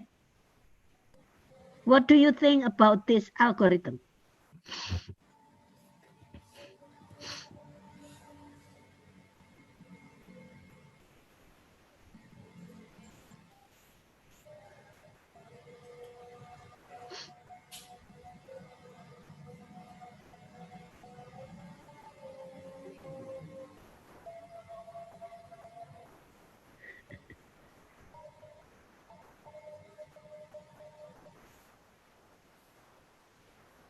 Nah, lihat benar telurnya. Nah, ini kecermatan membaca perintah semacam terima kasih. Telurnya belum mateng. Emang benar sih. Karena di sini lihat tuangkan telur kata tumpangkan telur ini bisa aja telurnya enggak jadi kayak gini kan. Nah, anak itu perlu dilatih seperti ini. Dikasih teks yang agak miring-miring. Ini jadi mie atau enggak. Sebetulnya ini ya masak Indomie ini bisa ini untuk anak kecil loh ya, SMA sudah enggak lucu lagi. Sebetulnya ini robot belum bisa. Kenapa? Karena pertanyaan pertama, masak air rebus mie. Loh, yang nyalain kompor siapa? Ini keliru. Sebetulnya semua orang terpaku ke telur, tapi tidak ada yang nanya. Lihat, kalau orang mau masak air ngerebus nunggu mendidih, kompornya harus sudah menyala. Lihat, nggak ada yang bilang. Contohnya. Terus, ada lagi, jadi nanti sepotong teks ini harus punya syarat. Kalau syaratnya ini kompornya sudah menyala, terus ini tidak pernah dimatiin, lihat. Maka kontraknya kompor mati, ini harus mati. Contohnya. Terus ada lagi, loh, lah ini mie-nya kok apa pasti ada. Masukkan mie ke air mendidih, buka packingnya si mie instan di mana? Ini sebetulnya teks yang sehari-hari kita hadapi, bukan algoritmik yang benar, tapi dianggap benar. Jadi state-nya, status awalnya tidak jelas. Kalau status awalnya diperjelas, kompor sudah menyala, di sini masih menyala, maka yang menyalakan kompor ini mungkin orang lain. Jadi lihat, lewat sepotong teks ini Anda itu bisa sama anak-anak 20 atau 30 menit berpikir kritis. Sehingga Bebras ini bukan cara cepet-cepetan untuk belajar, bukan ngabisin nyelesain 100 soal, 200 soal, tetapi memaknai soal. Anda ngelatih lewat cara pertama. Karena cara-cara yang lain ini nanti di paket yang lain. Jadi tugas yang pertama, Anda itu praktek menyelesaikan soal Bebras dulu, supaya bisa ngajari anak berpikir. Gitu ya. Nah, sekarang ini terakhir, sebelum saya akhiri, apa yang Anda lihat coba? Kalau pertanyaannya ada berapa lingkaran dalam gambar ini? Ada berapa? Lihat apa yang Anda lihat. Pertama kita lihat kan pasti kotak.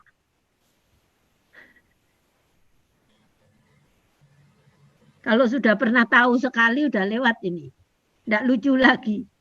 Ada berapa? Ada berapa Pak Yohanes? Ada 16. Ada yang benar. Ini grup memang 16. Lihat. Ini berpikir out of the box. Kelihatannya kotak. Tapi kalau kita fokus sebetulnya tepian kotak itu membentuk lingkaran. Inilah soal-soal berpikir kritis. Kalau dalam posisi ini Anda melihat sebuah gambar, kalau di soal Bebras Anda menghadapi soal. Jadi ini juga apa yang Anda lihat bisa macam-macam, bisa sawi, hidrofonik. Orang fisika akan ngelihat aliran air, orang kimia nutrisinya. Inilah nanti dunia yang dihadapi oleh anak-anak kita. Jadi lihat jangan terus ini langsung hidrofonik sawi. Belum tentu karena ini dari jauh. Siapa tahu ini daun lobak. Kita juga nggak pernah tahu. Ini abstraksi. Oh ini adalah pattern. Nanti yang ngajar seni budaya. Mengenali ukiran Gorga Batak misalnya, itu ada patternnya. Kenapa patternnya demikian? Ini rumah di Flores, itu yang budaya. Itu sebetulnya computational thinking, itu ada di menggali pola-pola budaya, dan pasti Anda akan melihat AADP. Itu aja. Terus bisa belajar komputer tanpa komputer. Saya pikir saya akhiri, kalau masih ada pertanyaan, karena saya sudah menyampaikan apa itu Siti Anda harus yakin Anda tahu. Kemudian langkah pertama ngajar Siti sudah disediakan satu set soal, dijawab dulu, habis itu dibahas. Inilah yang kami harap besok pun Anda bisa melakukan sebagai pemanasan pelajaran entah apa untuk mulai latihan kalau memang sudah kepingin dan tapi tolong dicatat gitu ya. Minggu depan sudah bisa dipanen, betul. Oke, ada yang minta saya minum. Terima kasih. Ayo, ada pertanyaan enggak? Kalau masih ada, silakan. Ya, silakan Bapak Ibu yang jika ingin bertanya bisa langsung juga unmute ke atau komentar. What do you feel? Ya. Menarik atau tidak? Saya ngeri ngajar itu atau anakku bakal seneng. Bagaimana perasaan Anda setelah ini loh yang namanya latihan computational thinking lewat Bebras?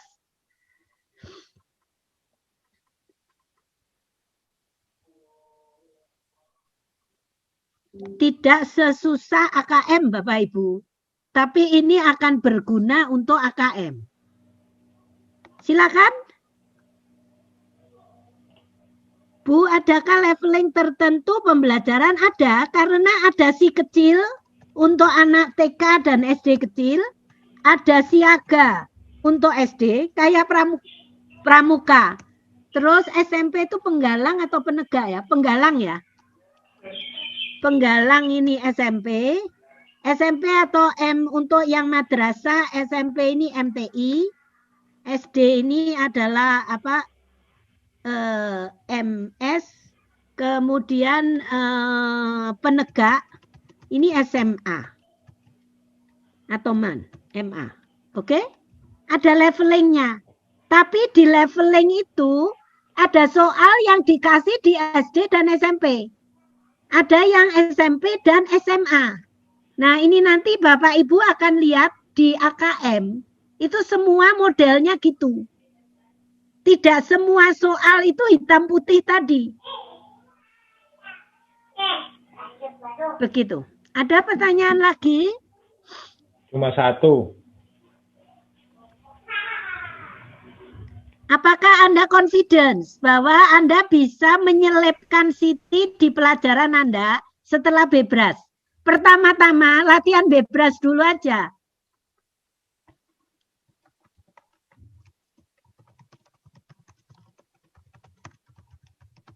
Bebras ini kayak Lego tadi tuh loh, kayak gitulah puzzle.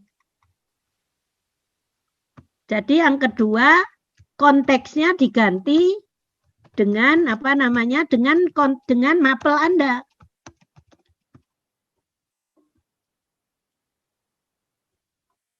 Bisa?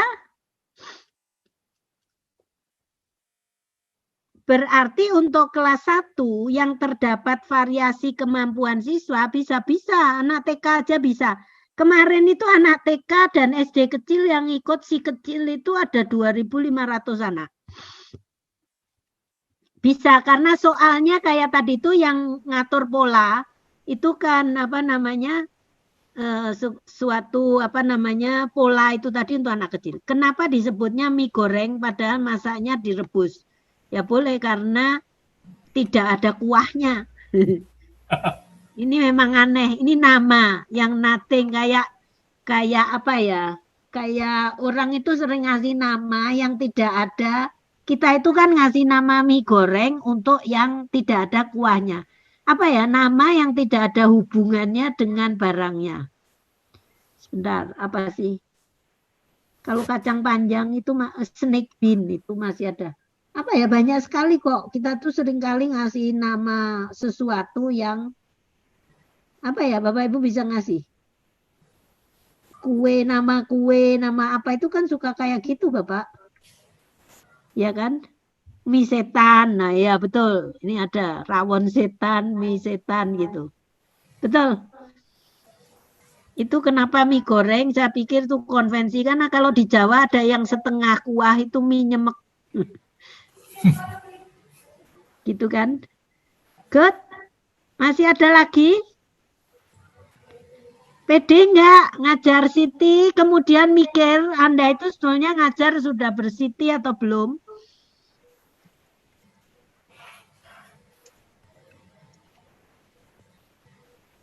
Kalau tidak ada, everybody is happy, I'm happy. Silence means happiness. Ya. Baiklah, kalau tidak ada kita ucapkan terima kasih kepada Bu Inge. Jadi kita sudah sarikan ya apa yang kita sudah pelajari dari sesi yang sudah disampaikan dari narasumber kita, Bu Inge. Oh, ini ada satu lagi pertanyaan, Bu. Apakah Siti ini orang tua juga harus mengetahui gitu? Nah, itu urusan sekolah Anda. Kalau sekolah Anda pengen gini, zaman sekarang sekolah yang nggak ngajari computational thinking itu kayaknya jadi sekolah kuno, betul enggak, Pak? Iya, betul. Karena semua komputer sekarang ya, kayaknya. Ya, jadi menurut saya itu bisa jadi promosi lah di sekolahku. Anak itu ikut Siti itu program internasional. Karena Bebras tadi itu kan internasional.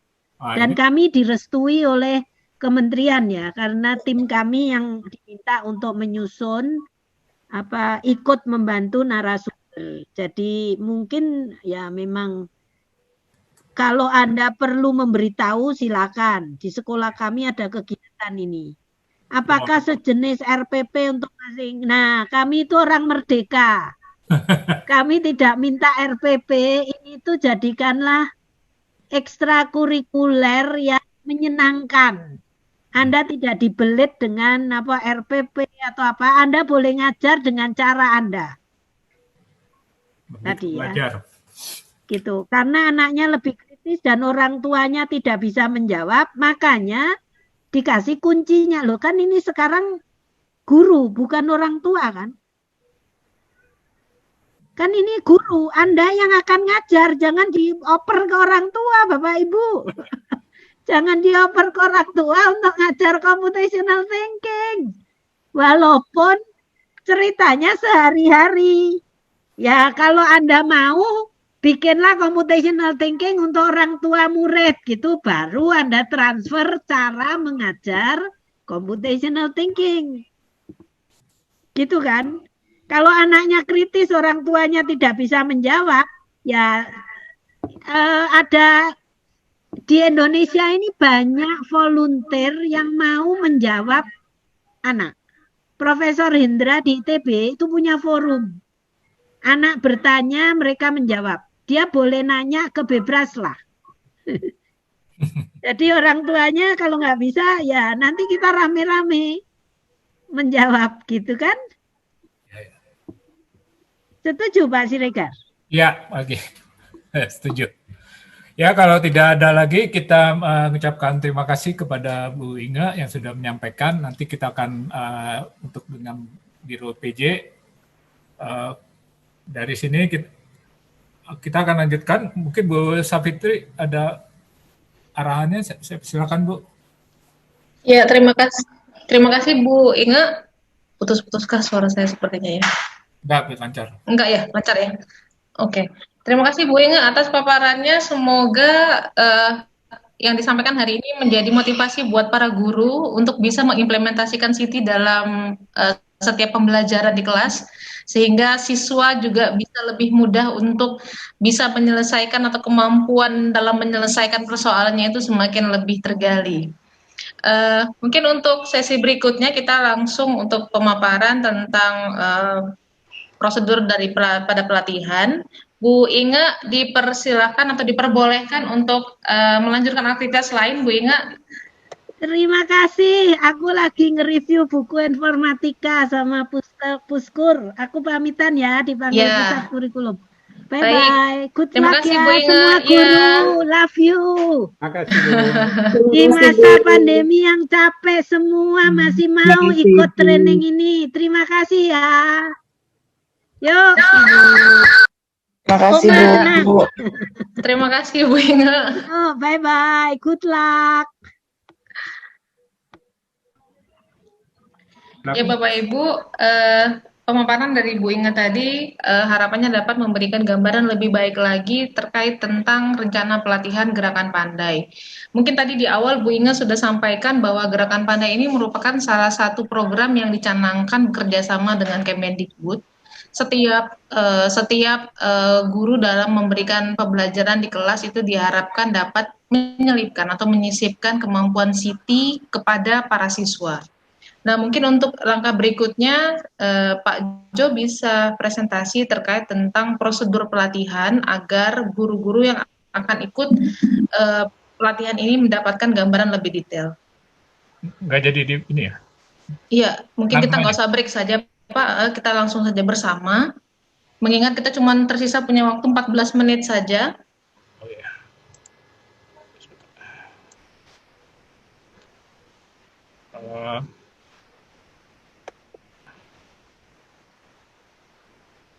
Baik, saya akan memberikan sedikit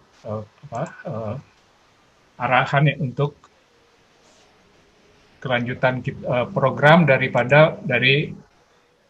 Gerakan Pandai ini. Gerakan Pandai dari, saya akan share dulu tentang pelatihan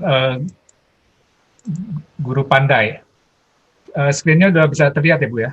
Sudah bisa ya? Apakah screen saya sudah bisa? Ya, sudah Pak. Sudah Pak. Jadi pandai itu artinya adalah ikatan dari pengajar era digital Indonesia. Ini kita sudah mulai dari hari ini kita grand opening, pembukaan. Lalu ini ada langkah-langkah yang akan kita lakukan. Pertama kita akan mengadakan, tadi kita sudah dibukakan visi dari Bu tentang Gerakan Pandai ini, dari Bu Inge. Lalu kita akan mulai dengan target peserta kita seperti apa. Kita akan merumuskan kontrak kerjasama, jadwal pelatihan. Ini langkah-langkah yang akan kami jelaskan. Nah, yang pertama dengan FGD ini adalah kita menargetkan untuk guru inti dari jenjang SD, SMP, atau SMA. Kami, tim Biro akan memberikan sosialisasi tingkat tentang cara online, yang bisa opsional. Terus setiap sekolah nanti akan mengirimkan kandidat guru inti. Siapa yang akan menjadi? Nanti akan bisa disampaikan di bebras.upj@gmail.com. Nanti data peserta ini akan kami kirimkan ke pusat. Jadi di sini kita ada hubungan dengan yang tadi Bu Inge itu sebagai Bebras Indonesia. Kami adalah di sini adalah biro daripada UPJ, itu perpanjangan tangannya gitu.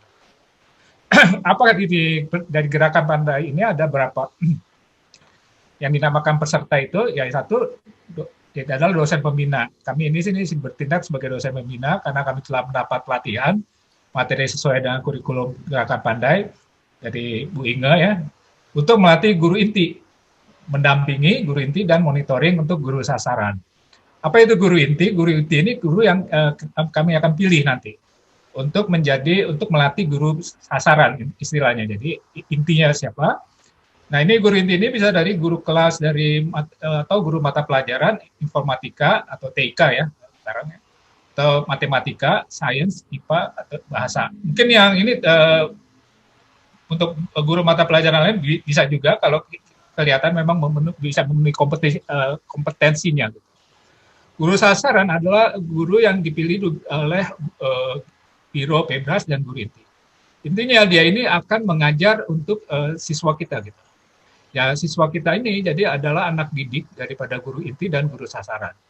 Jadi kita ini adalah masuk dalam satu gerakan tadi ya, gerakan jadi bersama-sama kita menggerakkan gitu ya. Untuk kita tadi tujuannya sih bisa naik gitu ya, tidak yang 45, jangan sampai 45 tahun, mudah-mudahan 10 tahun kita sudah masuk ke ranking level yang masih baik gitu ya, level yang baik gitu. Apa ini kontrak kerjanya? Di sini PJ akan mengirimkan kontrak kerja kepada sekolah. Jadi di sini ada hak dan kewajiban dari Bapak Ibu yang mengikuti ini. Dan nanti kita akan uraikan ruang lingkupnya seperti apa. Dan kita nanti bentuk mentor ya, mentor itu mungkin dosen antara dosen UPJ dengan peserta dengan 1:10. Jadi ada di jenjang peserta tadi ada guru inti, guru sasaran sampai siswa gitu ya. Nah, tapi kami juga supaya ini ada komitmen gitu ya. Jadi ini kita melaksanakan karena ini kita harapkan jadi program yang penting ya untuk Bapak Ibu menyediakan waktu dan kami juga menyediakan waktu juga untuk mengajar karena ini adalah kerjasama gitu ya, kerjasama kita untuk kita mencapai tadi pandai tadi mengajar ya era digital ini gitu ya. Dan nanti kita akan evaluasi ini sendiri. Lalu jadwalnya kita sudah merancang untuk dari Februari sampai Maret. Tadi yang kita sudah mulai 3 Februari dengan grup tadi opening ya dengan Bu Inga sebagai ketua dari Bebras Indonesia. Lalu kita akan nanti minggu ke depan kita akan masuk ke grup diskusi ya di tanggal 8 sampai 10.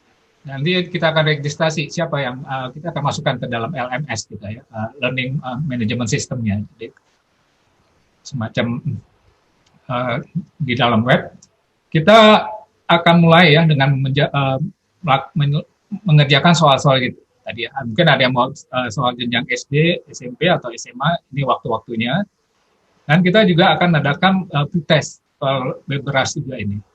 Jadi guru ini akan ditantang, bisa nggak dia menjawab soal Bebras. Jadi jangan sampai kita mengajar yang kita tidak ketahui gitu ya kepada siswa kita gitu. Nanti ya, kita inginkan pengetahuannya yang ditransfer itu benar-benar sesuai gitu untuk kita bisa mengejar gitu ya tantangan-tantangan daripada computational thinking ini. Nah setelah itu kami juga akan dari materi yang sudah dibagikan itu kita akan bahas gitu penyelesaiannya gimana, dan juga Bapak Ibu tadi seperti yang kita latihan dulu. Setelah itu kita belajar juga mulai membuat soal dari sini.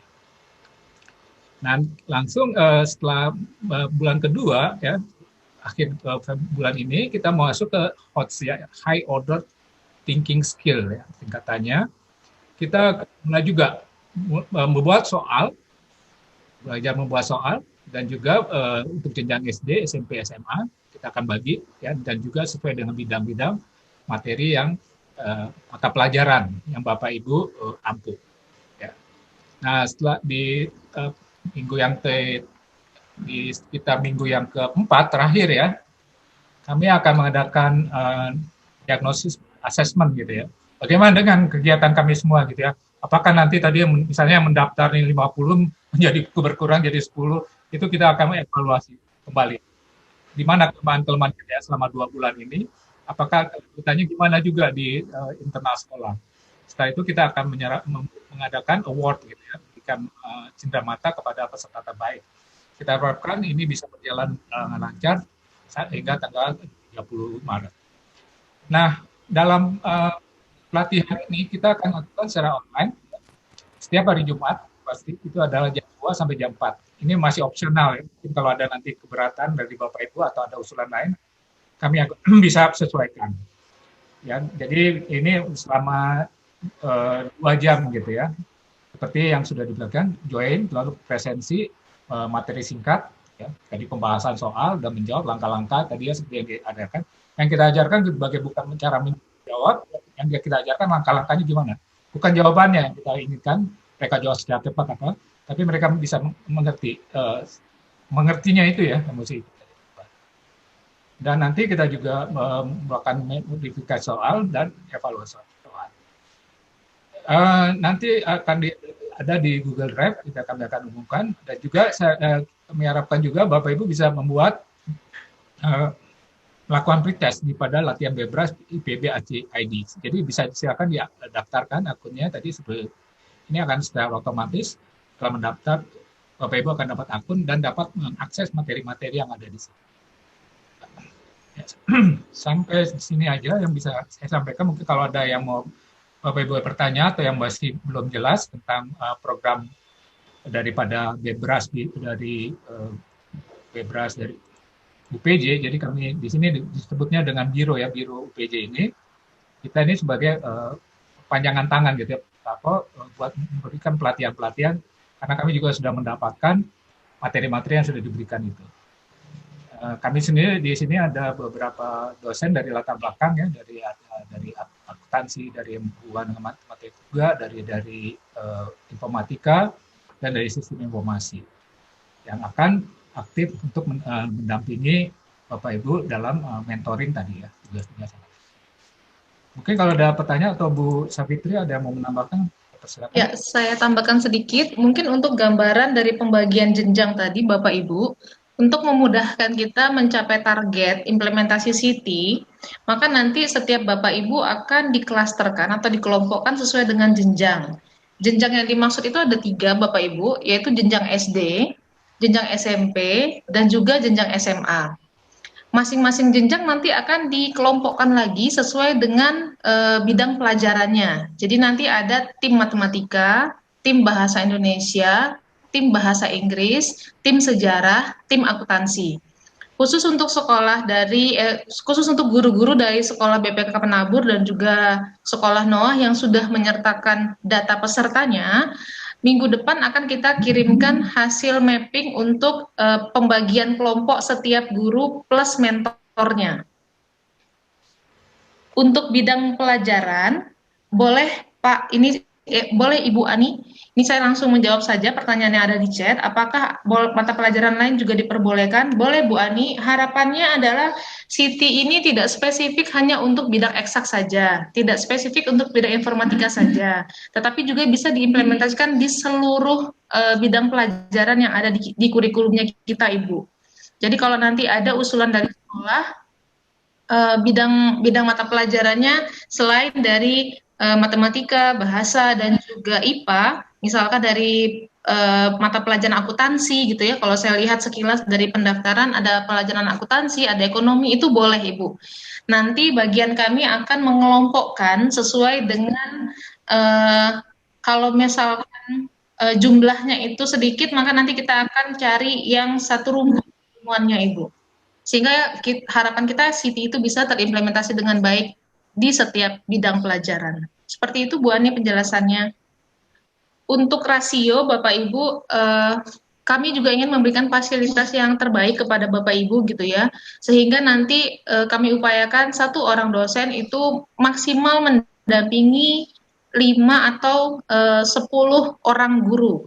Dan nanti dalam satu kelompok itu lebih fokus dalam membahas sesuai dengan bidang pelajarannya masing-masing. Itu yang ingin saya tambahkan.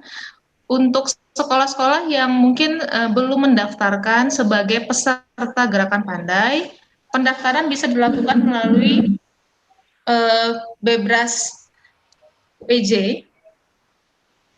Bapak Ibu bisa berkirim email. Lanjut tadi mungkin bisa. Ini ya, Bebras. Ya, betul. Bebras.upj@gmail.com bisa melaporkan dan mendaftarkan seluruh guru yang ingin disertakan dalam pelatihan ini. Pelatihan ini sifatnya tidak berbayar Bapak Ibu. Total durasi pelatihan ini adalah 30 jam. Harapan kami dengan pembekalan 30 jam dapat menjadi satu inputan baru yang bisa Bapak Ibu klaim mungkin untuk karir di bidang pelajaran masing-masing. Ada lagi pertanyaan, Kak? Untuk pendaftaran akun di LMS Bebras nanti akan dipandu, Bapak Ibu, akan dipandu oleh dosen pembina, sehingga nanti diarahkan bagaimana cara membuat akun sampai dengan cara menggunakan atau mengerjakan soal-soal yang ada di LMS. Seperti itu, Ibu Yoni.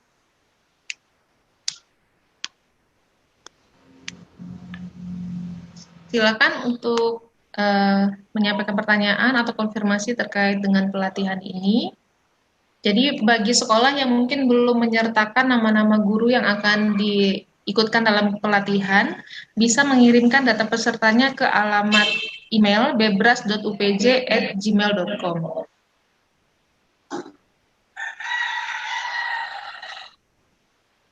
Di akhir acara nanti saya akan coba kirimkan template registrasi peserta agar Bapak Ibu lebih mudah dalam mendaftarkan para pesertanya.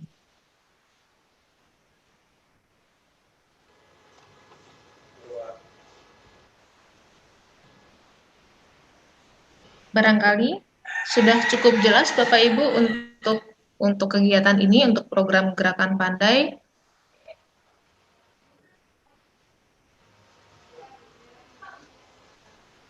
Oke, sepertinya sudah tidak ada pertanyaan, Pak Yohanes. Ya. Baiklah, kalau tidak ada, kita akan akhiri acara ini sampai demikian. Mungkin dari Pak Fauzan ada yang akan disampaikan? Pak Fauzan nggak ada.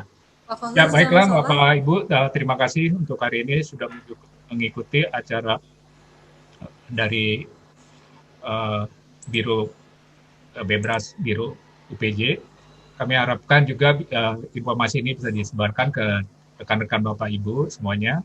Kita akan mulai ya, dan kalau sudah kita mendaftar, maksudnya mendaftar supaya kita nanti terorganisir gitu ya, masuk di LMS seperti apa, dan kita juga bisa memonitoring ya, mengevaluasi dengan baik bagaimana pelaksanaan ini, dan juga kami juga akan melaporkan karena kami juga bertanggung jawab kepada Bebras di Indonesia, kepada ketuanya Ibu Linda. Kita harapkan dengan Bebras ini, karena ini sifatnya adalah opsional ya, berarti adalah tadi ekstrakurikuler, jadi tidak seperti kurikulum 2013 yang harus dijalankan ke tiap sekolah, tapi ini sifatnya adalah pengayaan, dan kami harapkan untuk kita bisa dapat mengejar ketertinggalan kita di dalam khususnya tadi masalah visa dan yang lainnya dengan negara lain supaya kita bisa disejajarkan. Kami harapkan dengan acara ini dapat membawa manfaat bagi Bapak Ibu, dan silakan nanti dikomunikasikan lagi melalui email ataupun melewati WhatsApp yang secara pribadi Bapak Ibu sudah mempunyai kontak dengan kami. Baiklah, kami akhiri sampai sini. Selamat sore semuanya. Selamat sore Bapak Ibu guru. Kami serahkan kembali. Selamat beraktivitas kembali pada kegiatan. Ya, terima kasih semuanya. Sampai jumpa kembali untuk pertemuan berikutnya. Terima kasih.